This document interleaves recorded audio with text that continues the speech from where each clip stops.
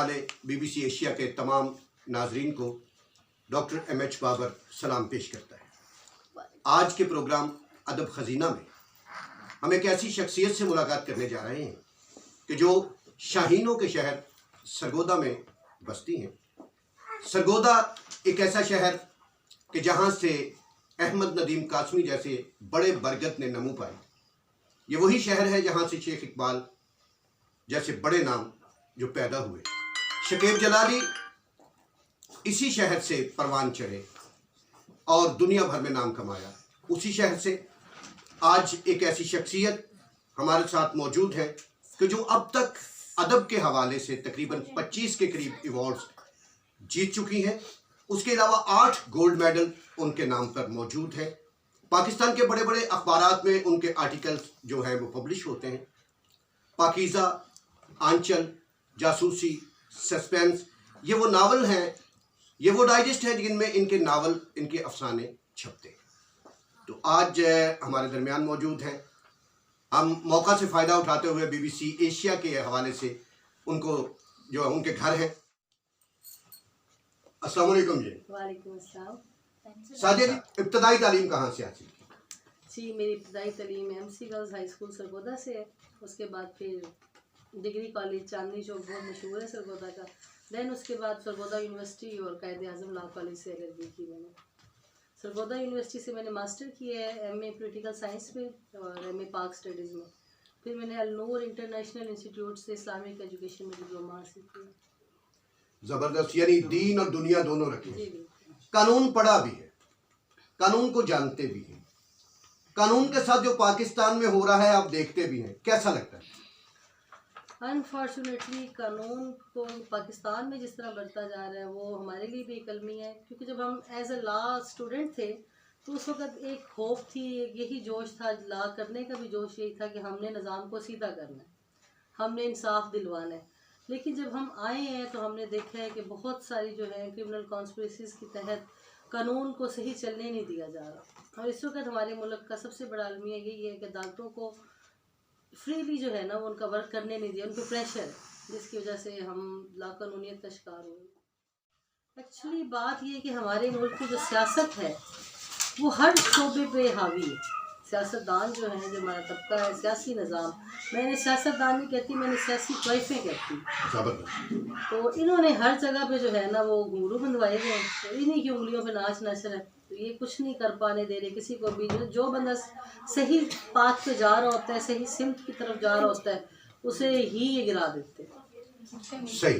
अच्छा, ये जो आपने कहा कि सियासतदान ऐसा करते हैं, बल्कि एक शायर ने यह कहा था कि मेरे वतन की सियासत का हाल मत पूछो, मेरे वतन की सियासत का हाल मत पूछो, गिरी हुई है तवाइफ तमाशबीनों में। क्या ये बात सच है? बिल्कुल ऐसे, 100% ऐसे। मैंने भी यही लिखा है सियासी तवाइफों पे। मेरी नज़म का उन्वान है कि ये हमारे देश के साथ खिलवाड़ कर रहे हैं और उसकी बोटियों को नोच रही हैं। बड़ी अच्छी बात है। यहाँ तक ये है कि सियासतदान अपना फ़र्ज पूरा नहीं कर रहे, वकला अपना फ़र्ज पूरा नहीं कर रहे, डॉक्टर अपना फ़र्ज पूरा नहीं कर रहे, असातिज़ा अपने फ़राइज़ पूरे नहीं कर रहे। क्या उदबा, दानिश्वर, लिखारी, राइटर हमारे वो अपने फ़राइज़ पूरे कर रहे हैं आपके ख्याल में? राइटर्स की तरफ से कोशिश तो हो रही है, क्योंकि वो जो लिख रहे हैं माशरे को संवारने के लिए लिख रहे हैं। बहुत सा कमर्शियल भी लिखा जा रहा है जो माशरे में बिगाड़ भी पैदा कर रहे हैं। लेकिन बात ये कि सिर्फ लिखने से तो नहीं काम बनता, काम बनता अमल करने से। तो जो लिखा जा रहा है वो लोग समझते भी हैं, लेकिन अमल कोई भी नहीं कर रहा। और हमारा अलमिया ये है कि छोटे तबके से लेकर, यानी कि नीचे से लेकर ऊपर तक करप्शन। और जब तक हम अपना एहतसाब खुद नहीं करते, अपने अपने गिरेबानों में खुद नहीं झांकते, तो करप्शन ख़त्म नहीं हो सकती। इसी तरह अदब की बात आती है तो अदब को कमर्शलाइज कर दिया गया। और अदीब का अभी भी वही हाल है जो आज से पहले था, यानी कि हर शोबे में तरक्की हुई है, अदब अभी भी यतीमियत का शिकार है। अदब यतीम है। बिल्कुल यतीम। और जब अदब यतीम होगा तो फर्मा बरदार नमू कैसे पाएंगे, वो कैसे आएंगे? एक अदब होता है जो बंदा लिखता है, मैंने तो देखा है, शायर शायरी लिखते हैं, एक वो अदब है। एक अदब वो होता है जो अपनी किताब छपवाता है लेकिन कभी लिखता नहीं है, वो कैसे छप जाती है, जरा वो तो बताएं। जी, वही मैं बात की ना कि कमर्शियलिज्म जब से आ गया ना तो अदब भी कमर्शलाइज हो गया। तो अदब लिखने के लिए पहले बादब होना भी ज़रूरी है। इसके लिए आप बादब हो तो लिखे, बेअदब ने क्या अदब लिखना। नहीं सादिया जी, मैं तो यहाँ ये कहूँगा कि कमर्शियल होना तो और बात है, यहाँ अदब जो है वो कमर्शियल हो गया है, वो कमर्शियल नहीं हुआ, कमर्शियल हो गया है। तो आपको याद है आपकी पहली तहरीर कब और कहाँ छपी थी? जी, मेरी पहली तहरीर पाकीज़ा में छपी थी और 95 में छपी थी बाकायदा पे। उससे पहले छोटी छोटी तहरीरें छपती थी। 95 से मैंने बाकायदा आगाज़ किया था लिखने का, और अल्लाह का शुक्र है कि पहली तहरीर ही जो है वो सिलेक्ट हो गई थी। मुझे कभी कॉल नहीं करनी पड़ी कि मेरी तहरीर कब छपेगी, वो है इस काबिल या नहीं, मुझे खुद कहा जाता है कि लिखिए। अच्छा, पहली तहरीर क्या थी? अफसाना थी, नावल थी, या कोई कहानी थी? नहीं, क्या मेरी शार्ट स्टोरी थी। उससे पहले मैं अपनी शायरी भेजती थी और मेरी शायरी छपती थी। पहली शार्ट स्टोरी जितनी मेरी 95 में छपी थी। अव्वलीन शायरी, पहली नज्म, गजल या शेर किस उम्र में लिखा? और अगर याद हो कहीं कोई धुंधला धुंधला तो क्या लिखा? अवलीन शायरी मैंने 92 से लिखना स्टार्ट की थी। मैं थोड़ी बहुत लिखी थी 8th क्लास से। अच्छा। तो थोड़ा थोड़ा लिखना शुरू किया। उसके बाकी इसमें पढ़ते थे, हमारे घर आता था अखबार जहाँ, उस पर कट पीस लिखा करते थे। जी जी। तो ऐसे ही एक दफ़ा एड्रेस टेक कर तो उस पर लिख दिया, और जो छपा तो फिर छुपाने लगे, ये पता लग जाएगा सबको कि मैं तो अखबार जहाँ पढ़ने लग गई, क्योंकि बच्चों के रसायल ही मेरे लिए लाए जाते थे, तो हमारे लिए ममनू था अखबार जहाँ पढ़ना। लेकिन फिर वो छपते छपते ऐसा चस्का पड़ा, फिर रसालों की तरफ आ गए। तो पहले छुप के रसाले पढ़ते थे अपनी बुक्स में रख के, हम तो वो बच्चे हैं जो बहुत डरते थे। तो फिर लिखना स्टार्ट कर दिया, फिर सबको पता लग गया। तो बहुत मतलब है कि मेरी वालदा ने बहुत सपोर्ट किया, वालिद की तरफ से काफ़ी सपोर्ट था। तो इस तरह फिर सिलसिला चलता गया, आज 2020 तक पहुँच गया। अच्छा, वालिदैन की तरफ से आपको सपोर्ट था, बहन भाइयों की तरफ से सपोर्ट था, लेकिन जब अगले घर आए तो मियाँ साहब का क्या इसमें रिस्पॉन्स था? उनकी भी सपोर्ट थी कि वो सपोर्टिंग थे? नहीं, मियाँ साहब की तरफ से तो सपोर्ट थी, लेकिन ससुराल में जो है इन लॉस में मुझे बात पे पहले तो वकालत के ताने मिलते थे। अच्छा। एक वकील तो लिखारी, तो वो नाकर्दा गुनाहों की सजा भी पाई। अच्छा, वो कहते हैं कि पंजाबी में एक मिसाल है कि एक सप उतों उड़ना, बिल्कुल। तो आपके हिसाब से भी यही हो गया कि एक वकील फिर लिखारी, ठीक है, कि वो कानून की मार भी मार सकता है और कलम की मार भी। तो आपने ये कहा सादिया जी, एक बड़ा अहम सवाल है, पाकिस्तान की धरती पे आप यहाँ बैठ के लिख रही हैं, पाकिस्तान के लिए काम कर रही हैं, और बहसियत खातून, क्या ख़वातीन जो लिखारी हैं वो अदब के साथ इंसाफ कर रही हैं आजकल? पहले तो ये कि हमारे माशरे में खातून होना ही जो है ना, वो एक बड़ा आलमी है। और एक खातून जब कुछ करने के लिए उठती है, चाहे वो अदब की तरफ हो या वकालत की तरफ हो, मैं अपने वकालत के पेशे के हवाले से भी कहना चाहूँगी कि एक औरत का वकील होना और फिर इसको कंटिन्यू रखना माशरे को भी हज़म नहीं होता। इसी तरह औरत का अदब लिखना भी माशरे को हज़म नहीं होता। फिर अगर औरत शायरी कर रही है तो शायरी पे दाद तो देते हैं, लेकिन बैक पे क्या होता है उसको भी हज़म करना बड़ा मुश्किल काम है। और इस हवाले से मैं इतना ही कहूँगी कि दलील थी ना कोई हवाला था उनके पास, दलील थी ना कोई हवाला था उनके पास, अजब लोग थे बस इख्तलाफ रखते थे। वाह, बहुत अच्छे। अच्छा, आपकी एक ज़ाती नज़्म है जो मुझे ज़ाती तौर पे पसंद है, जिसकी वजह बनी, बीबीसी के नाज़रीन को बताना चाहूँगा कि वो वजह क्या बनी कि मैं सादिया हुमा शेख का इंटरव्यू लेने के लिए तुल गया कि मैंने इंटरव्यू लाजमी करना है। इनकी एक नज़्म है मुशरक पिया, वो नज़्म ज़ाती तौर पे इतनी अच्छी और इतनी कमाल अल्फाज और सच्चाइयों से भरी हुई है। एक शेर इन्होंने खुद सुनाया है, तो मैं चाहूँगा कि वो नज़्म अगर याद हो तो वो ज़रा कलाम शायर बज़ुबान शायर।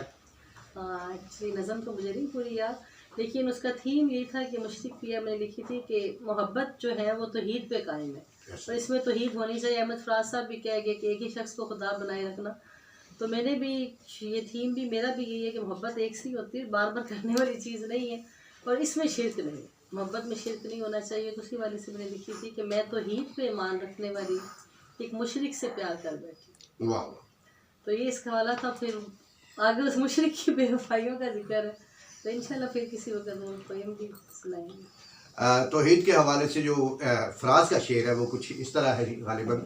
एक दफ़ा मुझे याद है अच्छी तरह, उन दिनों में CNN में था, तो अदाकार मोहम्मद अली साहब का इंटरव्यू कर रहा था, तो उनसे मैंने कहा कि अंकल आपने दूसरी शादी क्यों नहीं की? खूबसूरत भी थे, मालदार भी थे, हर चीज़ थी कि किसी दूसरे मुल्क का कोई सरबराह आता था तो आपके घर लाजमी जाता था, आप इतनी फेमस शख्सियत थी, आपने दूसरी शादी क्यों नहीं की? तो उनके दो जवाब थे। पहला जवाब तो ये था कि अगर कोई ज़ेबा से खूबसूरत मिली तो लाजमी करूँगा, और दूसरा जवाब ये था कि हम मोहब्बत में भी तौहीद के कायल हैं फराज, एक ही शख्स को महबूब बनाए रखना। ये फराज का शेर जो उन्होंने इस पे एंड किया था। और ज़ाती तौर पे भी मैं खुद इस बात का कायल हूँ कि हम खुदा तो एक चाहते हैं, लेकिन ये जो सनम खाना है जिसे दिल कहते हैं, इसमें खुदा को बिठाने की बजाय हम 4 बुत बिठाने के कायल हैं कि इसमें लात मनात उज़्ज़ा सारे मौजूद हों, तो फिर परस्तश उस रब्बे वाहिद की किस तरह हो। आप अपने कुछ अवार्ड्स गिनवा सकती हैं कि कौन कौन सा कब कब मिला? जी, पहला अवार्ड मुझे मिला था 98 में पीटीवी की तरफ से। मैं एक प्रोग्राम आता था शो जवान जी, तो उसमें मैंने जो बीएससी में टॉप किया था, तो मेरे कॉलेज की तरफ से मेरी अनाउंसमेंट हुई थी। उस वक्त उन्होंने मुझे बुलाया। देन फिर 1 साल के बाद पीटीवी वालों ने मुझे दोबारा बुलाया, जब मैंने अपने सरगोदा शहर में मैं फर्स्ट लेडी कराटे करने वाली थी, और मैंने कराटे में गोल्ड मेडल लिया सरगोदा से, और फिर मैं इंस्ट्रक्टर रही अपने डिग्री कॉलेज में भी, और मैं उधर भी करवाती रही हूँ, उसमें क्लब में भी करवाती रही हूँ लेडीज़ को कराटे। तो उस वक्त फिर उन्होंने मुझे बुलाया सरगोदा से कि आपने कराटे की बहुत नई चीज़ की है। तो मैं इसकी फिर उन्होंने पूछा कि आपको ये ख्याल क्यों आया। तब मैंने बताया कि सेल्फ डिफेंस के लिए औरतें हमेशा सहारा लेती हैं भाइयों का, कभी बाप के पीछे छुप जाना, फिर शोहर की तरफ देखना। तो औरत को अपना डिफेंस खुद आना चाहिए, इतनी ताकत होनी चाहिए कि आप खुद फेस कर सको। क्योंकि मेरा शुरू से ये था कि मैंने कुछ करना है, तो मैंने उसके लिए पहले कहा कि मुझे अपना डिफेंस करना ज़रूरी है ताकि मैं इस माशरे को फेस कर सकूं। और उस वक्त भी बहुत सी वो तनकीद हुई, लेकिन ये कि मेरे वालिद ने हर हालत में मेरा साथ दिया और मेरी हर जायज़ नाजायज़ ख्वाहिश को माना। अभी उस वक्त बड़ी, आज तो एक नॉर्मल बात लग रही है, लेकिन अगर आप इसे 98-99 के हवाले से देखें तो ये बड़ी एक अनोखा लाडला खेलन को मांगे चांद वाली ख्वाहिश थी कि मैंने कराटे करने। तो उन्होंने पूरी की मेरी ख्वाहिश, तो अल्हम्दुलिल्लाह उसका मुझे बहुत फ़ायदा हुआ मुझे, और अब मैं अपने बच्चियों को भी स्क्वायर कर रही हूँ, उन्हें भी सिखा रही हूँ।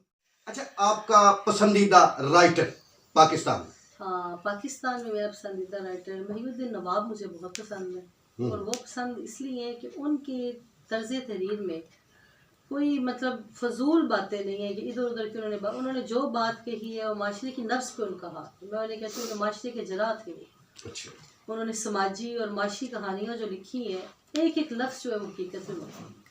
सही। इसके अलावा अफसाना भी आप लिखती हैं? जी। मुंशी प्रेमचंद से लेके आज के किसी भी चंद तक चंद एक ही है, ठीक है? प्रेमचंद से लेके अफसाना निगार चंद एक हुए, तो किस अफसाना निगार को समझती हैं कि इस वक्त बेहतरीन काम कर रहा है अफसाना निगारी के लिए? अफसाना निगारी बहुत से लोग जो हैं वो अच्छा काम करें। प्रेमचंद तो हमने बहुत बड़ा नाम दिया है, इसके अलावा तो बहुत से हमारे पाकिस्तान में हैं जिन्होंने लिखा है, उनका तो खैर जिक्र ही नहीं बनता। नए लिखने वालों में काफ़ी लोग अच्छा काम करें, लेकिन काफ़ी लोगों का काम ऐसे है कि बस पढ़ के सर से गुजर जाता है। कोई एक नाम जो बड़ा अच्छा काम कर रहा है? अभी जिसमें काम करने वालों में मैंने पढ़ा था ताहिर मुगल को।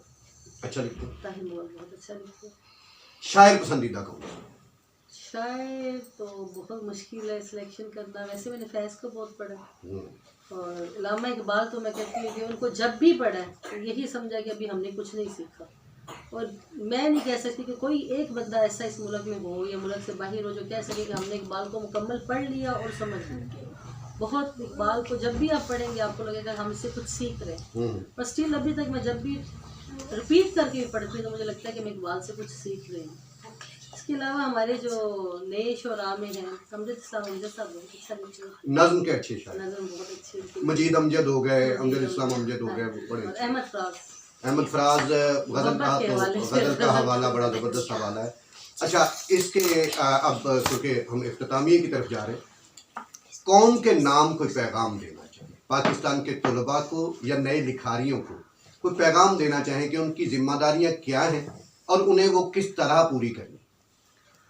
जी, कौम के हवाले से पैगाम मेरा यही होगा कि हम लोगों ने अपने दीन को छोड़, हम लोगों ने अपनी रूह जो है हमारी उसको भुला दी है, और बिल्कुल हम आसानियों की तरफ बढ़ गए हैं, और जिस तरफ हमें यहूद व नसारा ले जाना चाह रहे थे हम उसी तरफ जा रहे हैं। आज अगर हमारी नई नस्ल फहाशी के तूफ़ान से बच सकती है तो उसके बचने के लिए सिर्फ दीन की शक्ल है। तो मेरा ये तमाम अपनी माओं को, ख़वातीन को भी यही पैगाम होगा कि अपने बच्चों को दीन सिखाएं, और हमारा दीन मुश्किल नहीं है, बहुत आसान। इससे सिर्फ जाकर और मुल्ला ने कसीदा बना दिए बेशक। और इस तरफ आए, यही हमारी फलाह, यही मेरा पैगाम। बहुत अच्छा पैगाम दिया सादिया हुमैद शेख साहबा ने। और सबसे बड़ी बात जो वाकई इन्होंने कही है कि आज जो जहाँ तक लिबास कम होता गया, हमने उसे साहिब सरवत होना गिन लिया, हमने उसे अमीर होना गिन लिया, हमने उसे सोशल होना गिन लिया, हमने उसको स्टेटस सिंबल समझ लिया कि ये है अमीर लोग, ये है बड़ी सोसाइटी के लोग। लेकिन ऐसा नहीं है। एक शायर को पता नहीं क्या गुस्सा आया, उसने बड़ा खूबसूरत लिखा कि अपनी तहजीब भी अब गरीबों के घर पे है, अपनी तहजीब भी अब गरीबों के घर पे है, दुपट्टा फटा हुआ है मगर उनके सर पे है। सादिया जी, बहुत मेहरबानी आपकी कि आपने BBC एशिया को टाइम दिया, हम आपके शुक्रगुजार हैं, बहुत मेहरबानी।